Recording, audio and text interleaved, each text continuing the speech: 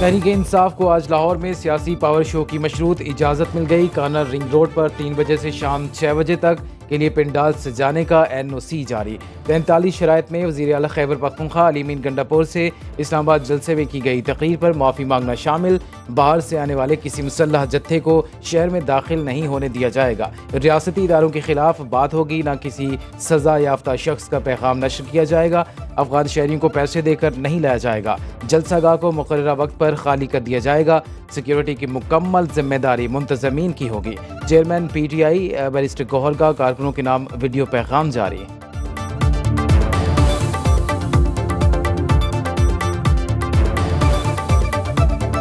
मेरे पाकिस्तान तहरीक इंसाफ के सारे वर्कर और सपोर्टरों से दरख्वास्त है, ज़्यादा से ज़्यादा तादाद में पुरअमन तरीके से इस जलसे में शिरकत करें। मेरी आप सबसे अपील है, मेक श्योर करें कि आप 1 बजे जलसागाह तक पहुँचे ताकि इस प्रोसेस को हम वक्त पे कंप्लीट कर सकें। तहरीक इंसाफ लाहौर रिंग रोड पर जलसागाह तैयार करने में सरगर्म। पेशावर में भी लाहौर जलसे के लिए तैयारियां। वज़ीर आला खैबर पख्तूनख्वा अली अमीन गंडापुर खुसूसी कंटेनर में कारकुनान को लेकर लाहौर पहुंचेंगे। डंडा बरदार वर्कर्स भी साथ होंगे। रुकावटें हटाने के लिए सवाबी इंटरचेंज पर ट्रैक्टर, क्रेनें और एस्केलेटर पहुंचा दिए गए।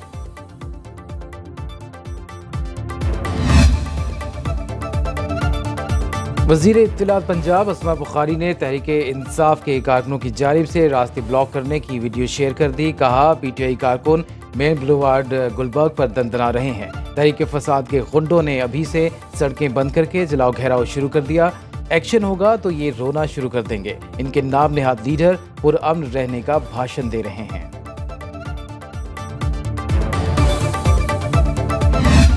Supreme court practice and procedure तरमीमी ऑर्डिनेंस पर अमल दरामद शुरू। Justice Munib Akhtar practice and procedure committee से बाहर।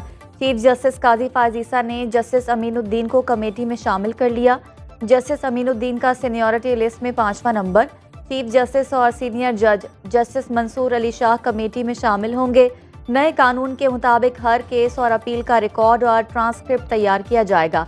तमाम रिकॉर्डिंग्स और ट्रांसक्रिप्ट आवाम के लिए दस्तयाब होंगी। इससे पहले चीफ जस्टिस और 3 सीनियर तरीन जजेस की कमेटी मुकदमात मुकर्रर करती थी। वफाकी वज़ीर इत्तलात अता तारड़ कहते हैं कि अब जो केस पहले आएगा उसकी समाअत भी पहले होगी।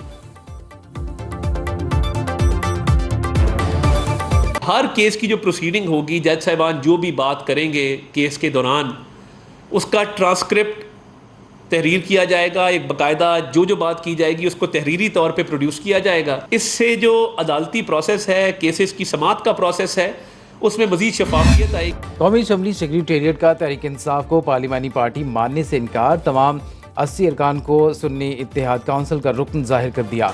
कौमी असम्बली सेक्रेटेरिएट ने स्पीकर के इलेक्शन कमीशन को खत के बाद पार्टी पोजीशन तब्दील कर दी। इससे पहले 39 अरकान तहरीक इंसाफ और 41 को आज़ाद जाहिर किया गया।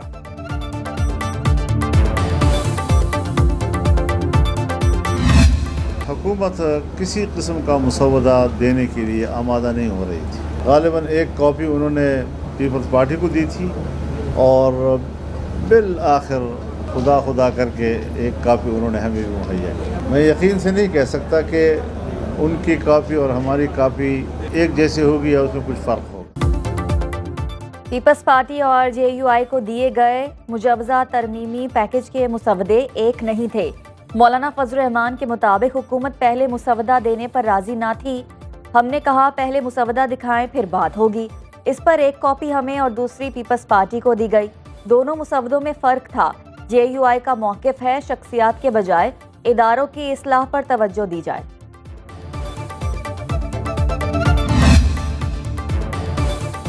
हुकूमत के पास तरामीम का कच्चा मुसव्वदा था। पक्का तब होता जब पीपल्स पार्टी और फजल रहमान मुत्तफिक होते। बिलावल भुट्टो का बयान। कहा, हुकूमत चाहती थी फजल रहमान भी ओनरशिप लें। अदालती इस्लाहत नागुज़ीर, हम ताख़ीर कर रहे हैं। हर चीज़ को बानी PTI से जोड़ देना दुरुस्त नहीं। ये क्या बात हुई कि तरामीम बानी PTI को जेल में रखने के लिए हैं। वज़ीर आज़म से कहा जाता है बगैर सिक्योरिटी के अदालत आएँ। सज़ा याफ्ता कैदी के लिए गाड़ी भिजवाई जाती है। आइनी तरामीम में साक़ित जमहूरियत का हिस्सा हैं।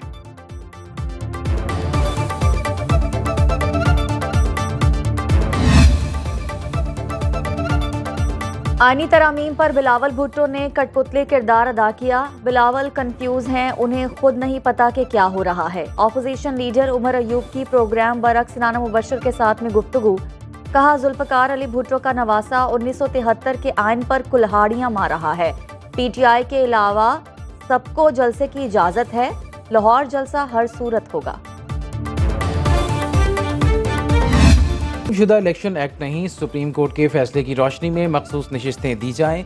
स्पीकर खैबर पख्तूनख्वा असेंबली का इलेक्शन कमीशन को खत। कौमी असेंबली और पंजाब असेंबली के बाद सिंध असेंबली का भी खत।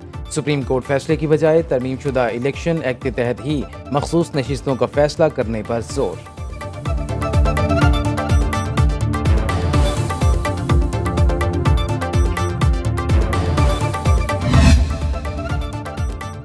इलेक्शन कमीशन का मखसूस नशिस्तों पर एक बार फिर सुप्रीम कोर्ट जाने पर इतफाक। मुतफर्रिक दरखास्त दायर की जाएगी। चीफ इलेक्शन कमिश्नर की जेर सदारत इजलास में फैसला। मुतफर्रिक दरखास्त में मौक़िफ़ इख्तियार किया जाएगा। कानून मौजूद है, अब मखसूस नशिस्तें अलॉट नहीं की जा सकती तो फैसले पर अमल दरामद कैसे हो। कौमी और सूबाई असम्बलियों के स्पीकर्स के खतूत का भी जायजा।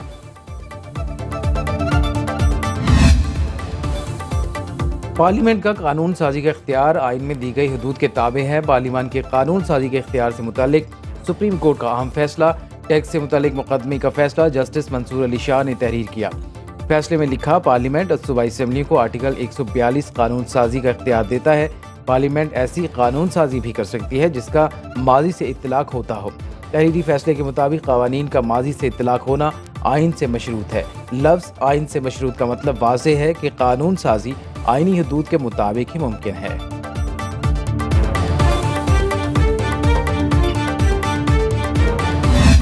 सुप्रीम कोर्ट में पब्लिक सेक्टर यूनिवर्सिटीज में मुस्तकिल वाइस चांसलर्स की तैनातियों से मुतालिक केस की समाअत। इस्लामिक यूनिवर्सिटी के वकील ने काजी फायज ईसा पर एतराज़ उठा दिया।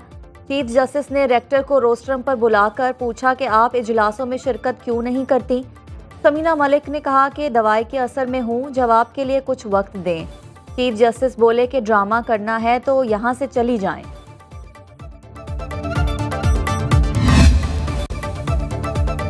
वज़ीर आज़म शहबाज शरीफ की सदर नून लीग नवाज शरीफ से मुलाकात। मौजूदा सियासी सूरत हाल पर तबादला ख्याल।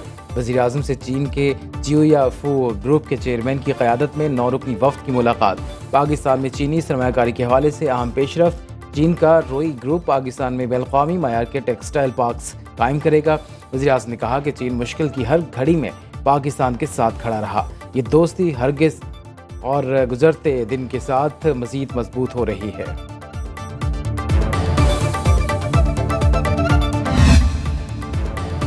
वज़ीर आज़म शहबाज शरीफ ने FBR के तमाम मंसूबों का थर्ड पार्टी ऑडिट कराने की हिदायत कर दी। कहा, FBR का इन्फोर्समेंट का निज़ाम बेहतर बनाना वक्त की अहम ज़रूरत।